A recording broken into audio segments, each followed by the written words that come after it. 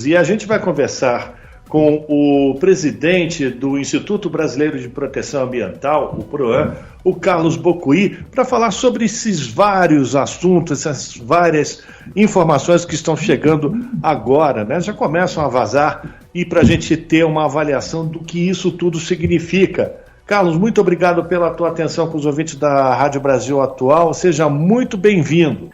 Eu que agradeço, um prazer estar aqui com vocês.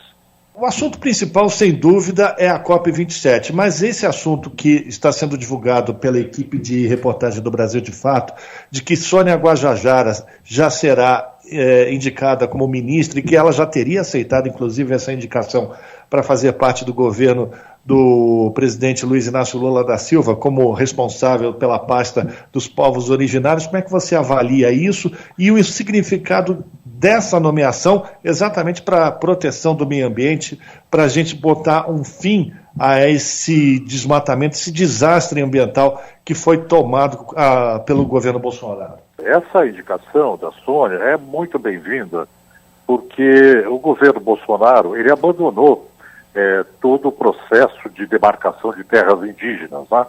Então nós ficamos com um processo paralisado e numa situação onde a agressão aos povos da floresta foi muito forte, em função do desmatamento, em função da invasão de terras para garimpo. Então era preciso mesmo que se criasse um ministério específico para isso, para terminar o processo de demarcação de terras e também promover um processo que confira segurança para essas áreas, não só em termos de proteção ambiental, mas também para as comunidades que lá vivem. Bocuí, Cosmo falando, boa tarde, prazer recebê-lo aqui no Jornal da Rádio Brasil Atual, edição da tarde. Antes de a gente falar contigo e eu ler a nota sobre o possível anúncio da Sônia Guajajara, a gente estava veiculando uma reportagem do Brasil de Fato, do Murilo Pajola, lá de Lavras, no Amazonas, onde ele afirma que, segundo o INPE, em 2022, as queimadas na Amazônia já superam em 33% o acumulado do ano passado. Mas também essa vitória do ex-presidente Lula, agora presidente eleito, que assume a partir de 1º de janeiro de 2023, isso é uma sinalização positiva para o bioma quanto a todas essas agressões e ataques que sofreram ao longo desses últimos anos no governo Bolsonaro, Bocuí? A mudança de governo é muito positiva porque o governo Lula, que deve assumir, já sinaliza uma proteção para o bioma Amazônia, não é?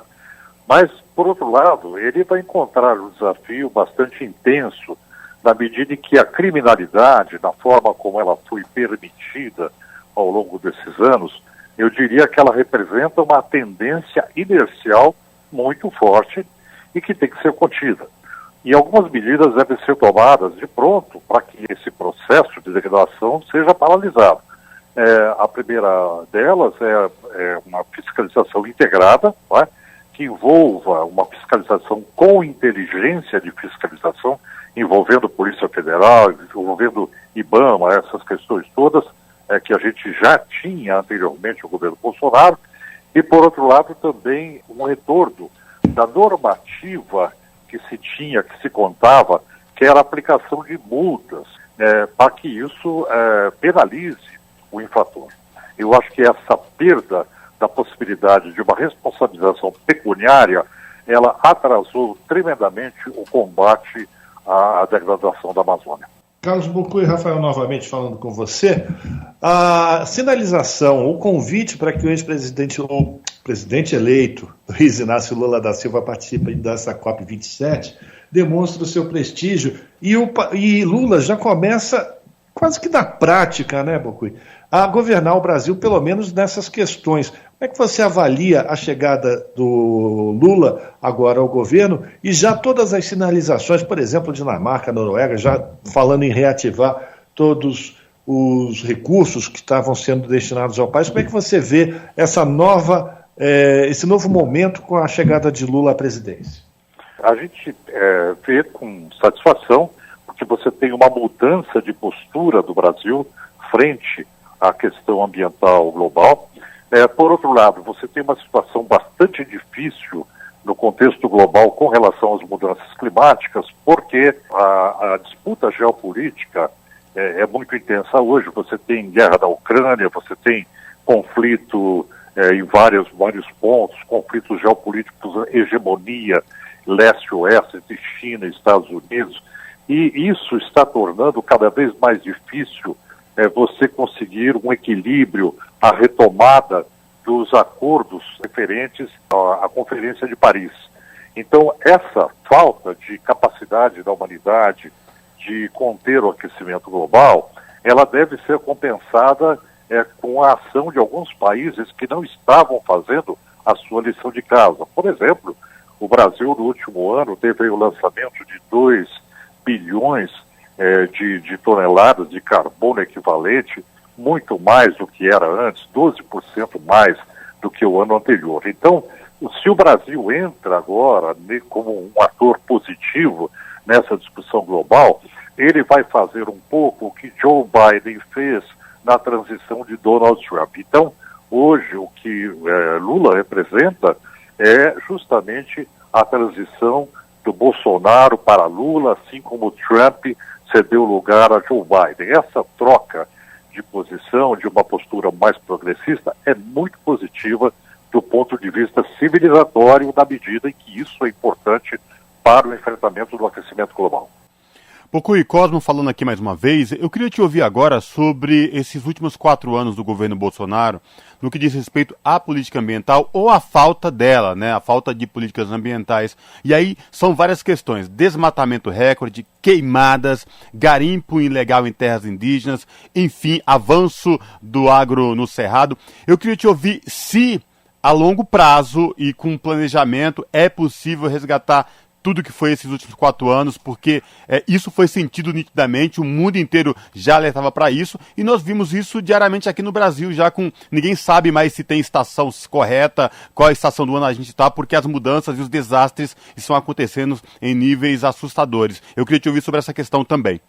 Se a gente for tentar contabilizar os prejuízos que ocorreram, são trilhões de dólares de prejuízo do que se perdeu em termos de patrimônio ambiental do Brasil, né? De patrimônio natural. Nós estamos falando aqui de um capital natural que foi dilapidado sem regramento ao longo dos últimos anos. Se nós falarmos em termos de passivo institucional, nós tivemos uma destruição do arcabouço normativo brasileiro, não só por meio de decretos, de resoluções, de instruções normativas, foi mais de 1 milhar de alterações que ocorreram ao longo do governo Bolsonaro, que levaram ao desregramento. É aquilo que possibilitava a passagem da boiada, você abranda a normativa ambiental. Aquilo que a ministra Rosa Weber chamou de cupinização institucional. Né? Então nós temos aí 2 passivos claros. Um deles é o passivo referente à instituição República do Brasil como um Estado democrático de direito ambiental, porque a sua Constituição assim determina.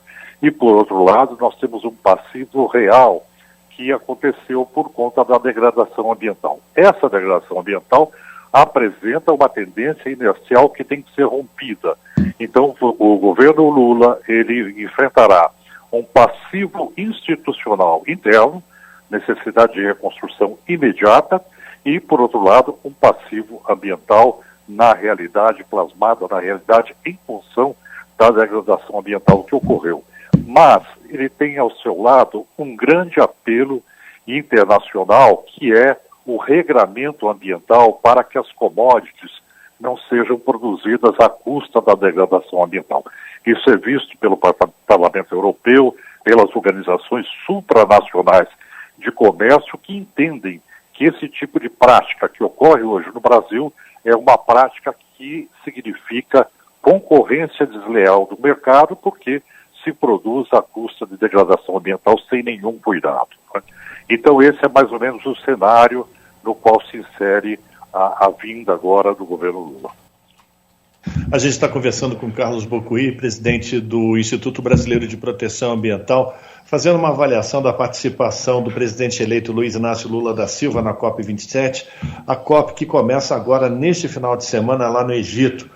Carlos Bocuí, você falou sobre os desmandos e todos os ataques que foram colocados pelo governo Bolsonaro contra o meio ambiente no Brasil. Mas a gente tem que lembrar que ainda temos 2 meses em que ele tem a caneta na mão. Você acha que ele pode acelerar essa passagem da boiada ou a ida do Lula a essa COP27 pode servir de freio para essas intenções destrutivas de Bolsonaro?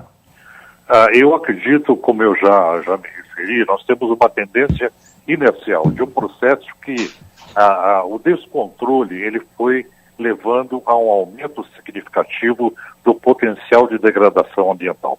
Então, por exemplo, hoje o nível de desmatamento da Amazônia atinge uma cidade de São Paulo por mês. Né?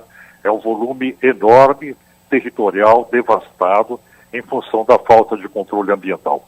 Isso é promovido por setores interessados no lucro fácil, seja ele do garimpo ambicioso, seja da pecuária sem regras, fora da lei. E esse processo, ele tende a aumentar nesse final do governo Bolsonaro, porque é fim de feira.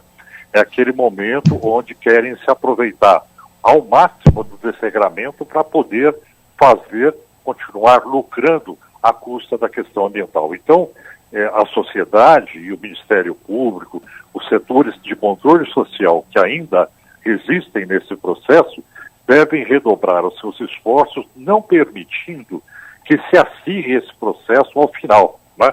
Porque é uma questão econômica. Esses setores estão aí em busca do lucro fácil à custa do meio ambiente. Agora, por outro lado, você tem uma sinalização de que não haverá impunidade com o governo Lula. Isso é bom, porque já se sinaliza que vai haver uma retomada do controle territorial por conta da ação do governo. Isso significa responsabilização. Então, isso é positivo, porque também pode ser um elemento para frear esse processo de descontrole. Bocuí, você é o presidente do Instituto Brasileiro de Proteção Ambiental, PROAM, você é ambientalista, você é ligado à questão, às causas do meio ambiente. Eu queria te ouvir agora no que diz respeito à eleição do ex-ministro do Meio Ambiente, Ricardo Salles, de deixar passar a boiada. O que a população não viu ou deixou de ver? Eu queria te ouvir sobre essa questão, porque ao longo em que ele foi ministro do Meio Ambiente, o que se viu foi desmatamento, queimadas, garimpo ilegal, comercialização de madeira em terras ilegais, que não poderia ser comercializada, extração de madeiras ilegais. Como é que o Brasil elege uma figura dessas que tratou tão mal o meio ambiente brasileiro, Bocuí? Eu acho que são 2 fatores aí. O primeiro deles é o seguinte: esses personagens, eles representam setores econômicos. Né? O setor econômico ruralista, mais grotesco, mais desprovido de modernidade que nós temos no Brasil, ele tem força econômica e tem força política para eleger os seus representantes. Tanto que na gestão atual, você tem aí mais de 60% do Congresso Nacional, não do Senado, estou me referindo à Câmara dos Deputados, tomada por representantes ligados ao agronegócio. Né? Essa questão, ela nos remete a um processo histórico de latifúndio. Né? O Brasil, criado a partir de todo o processo colonial que ocorreu, então você tem esse empoderamento dos setores econômicos ligados à extração de elementos naturais, de commodities. Isso leva a um poderio econômico que se retrata na representação política. Né? Então, se olharmos por esse lado, é preciso entender que esse setor, ele representa a necessária transformação da economia, porque é a transformação da economia para uma economia mais responsável que vai levar ao agronegócio a um disciplinamento de acordo com os requisitos da sociedade contemporânea. Então, isso pode ajudar e temos que investir nessa transformação da economia. A segunda questão é a questão cultural, né? Que isso representa que você tem um atraso na compreensão das questões ambientais, isso representa uma questão de formação do brasileiro, né? De caráter, de informação. E aí tem uma questão que está literalmente imbricada nesse processo, que é a ética. Porque a questão ambiental é uma questão profundamente ética, porque ela trata de uma relação entre o momento atual e o futuro. Quer dizer, a partir do momento que você extrapola fronteiras, você age fora da lei, degradando, você está retirando condições de sobrevivência para o futuro. Essa falta de compreensão de um pacto intergeracional é um elemento profundamente ético. Então aí é uma questão de educação, uma questão cultural, uma questão de valores que o brasileiro tem que introjetar, tá? Então esse cenário é bastante complexo, mas passa por essa transformação de consciência, né? De uma tomada de consciência sobre a necessidade de um salto de civilização. Para finalizar, rapidão, fazer uma provocação para você, Bokui. A gente lê raramente, mas sim, é possível constatar isso. E aí tem várias brincadeiras na internet, com memes, enfim, sobre uma questão que a população do Sul e Sudeste só reconhece a importância da Amazônia, só vão dar importância quando por aqui tem nuvens de fuligem, o sol fica envermelhado em pleno meio-dia, enfim, que aí eles vão se dar conta do que está em jogo e o que o desmatamento e queimadas na Amazônia representam para a população. Eu queria te ouvir sobre essas brincadeiras. É uma brincadeira com tom de seriedade, é isso? Eu acho que é uma falta mesmo de conhecimento, né?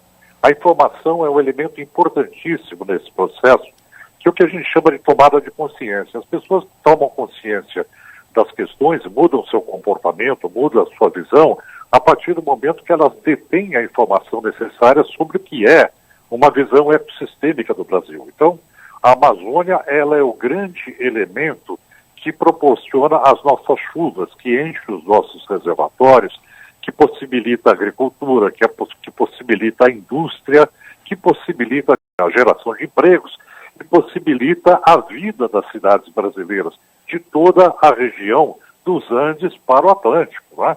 E isso é um fato científico. E isso não é só no centro do Brasil, no Sudeste, mas caminha para o Sul e chega até a Argentina. Quer dizer, os rios voadores, a transposição de umidade continental é um elemento científico que existe e dá vida ao continente sul-americano. Quer dizer, enquanto as pessoas estão na sua casa, abrem a torneira e a água aparece como por mágica, ninguém fica pensando, mas de onde vem a água, né? A água, em grande parte, a umidade vem da Amazônia. Então, essa falta de percepção sobre o que é um ecossistema continental é a grande lacuna cultural do brasileiro. E talvez seja a questão que o Sudeste vai ter que aprender da forma mais difícil, é quando a situação ficar, quando a água não bater a sua porta. Então são elementos de transformação cultural. Eu encaro dessa forma. Perfeito. A gente agradece aqui a participação do Carlos Bokui, que é presidente do Instituto Brasileiro de Proteção Ambiental, o PROAM, falando aí da participação do presidente eleito na COP27, da importância de se ter políticas ambientais sérias aqui no Brasil, enfim, e tudo que foi esse governo Bolsonaro aí no que diz respeito à proteção dos povos originários, da floresta amazônica, enfim. Bokui, obrigado por falar com a gente. É sempre um prazer recebê-lo aqui no Jornal Brasil Atual, edição da tarde, viu? Abraço. Eu que agradeço. Bom trabalho. Até mais. Falamos aqui com o Carlos Bokui, no Jornal Brasil Atual.